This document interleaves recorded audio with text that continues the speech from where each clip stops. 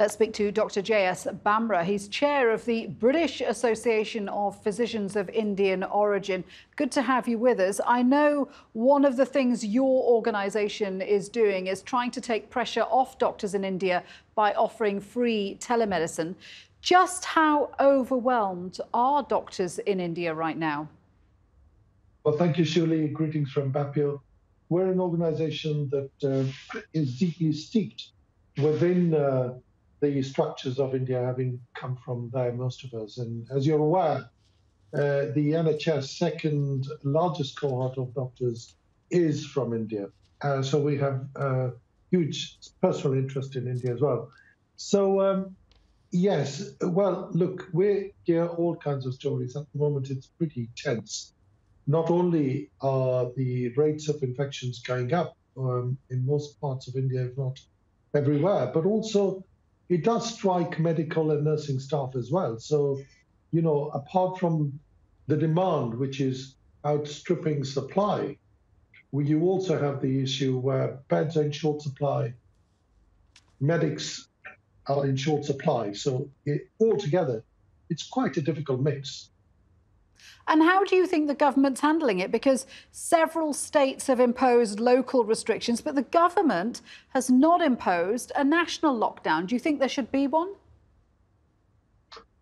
Well, far be it for me to criticize any government. But of course, if you look at the science of it, you see, and there was a very influential paper published in Nature last November that actually does show that curfew, lockdowns, restricting the virus loves people to be in society together, mixing, mingling, being in cricket matches and that sort of thing. It loves, that's how it spreads. The only way, non-pharmacological intervention, as they call it, NPI, to stop the virus from spreading is by stopping that contact. And I'm afraid that contact can only be stopped by a lockdown of some sort. Now, I appreciate the challenge because of the large population that India has. But of course, you know, if it affects their health, they're not exactly going to generate the economy, which is what sometimes economists worry about. One of the things that's helped countries like the UK come out of the spiral of COVID-19 is the success of the vaccination programme. What are the challenges in getting a country with a huge population like India vaccinated to the degree that it needs to be to prevent the disease from spreading? Well, there are many challenges, not just the sheer scale of, you know, the numbers, but also people have become a little bit, unfortunately, skeptic of this particular vaccine, isn't it? So only about 12% of India has had its first dose. And until they're vaccinated, I'm afraid they're not safe. And if they're not safe, either we're all safe or none of us are safe around the world. It's a big ask.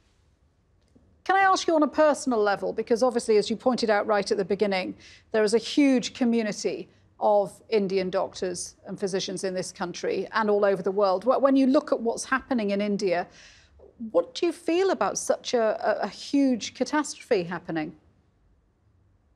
Very sad, because all of us, obviously Bapio, the majority of our members, as I said, do come from India. And we have seen our relatives die from coronavirus during the first wave and second wave. We've had people hospitalized, not being able to get oxygen and medicines and suffering. You know, it is tough.